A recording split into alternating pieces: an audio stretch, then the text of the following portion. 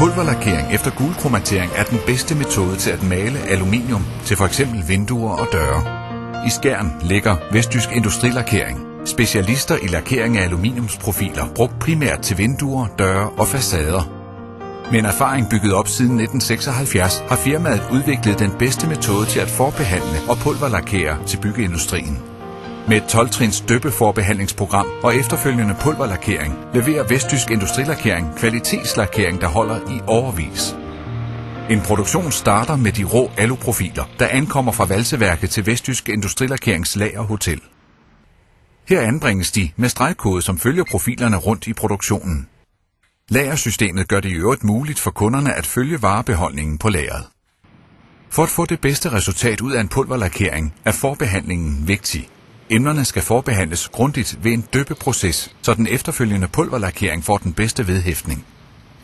Når en produktion går i gang, hentes profilerne til den specifikke ordre ind fra lageret og gøres klar.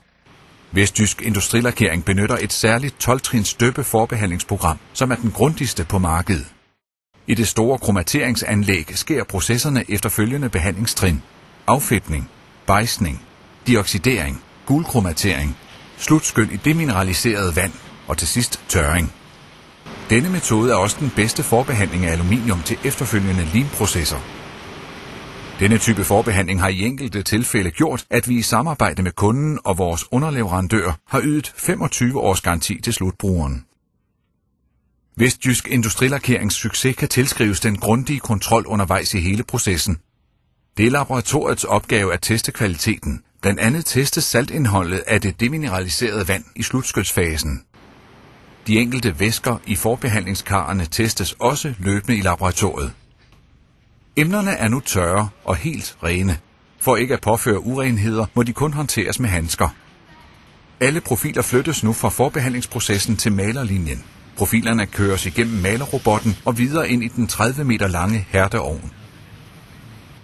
Vestjysk Industrilakering anvender pulverlakering, der giver den største beskyttelse mod korrosion, så slutresultatet bliver af høj kvalitet. Der kan vælges mellem 185 standard RAL-farver samt et større antal specialfarver. Alle standard RAL-farver leveres i glans ca. 80 fra vores lager. Malerrobotten leverer den flotte og ensartede overfladefinish. Alligevel kontrollerer en medarbejder emnerne og eventuelt efterbehandler, inden profilerne kører videre ind i ovnen. Emnerne er nu klar til endnu en kontrol. Flere gange dagligt sendes en prøveplade med produktionen rundt. Denne plade sendes til laboratoriet, hvor der laves en række test for at sikre vedhæftning, fleksibilitet og slagstyrke. Blandt andet testes brudstyrken på malingen og glansen i malingen. Vestjysk Industrilakering sætter kvaliteten meget højt med blandt andet en stram kontrol.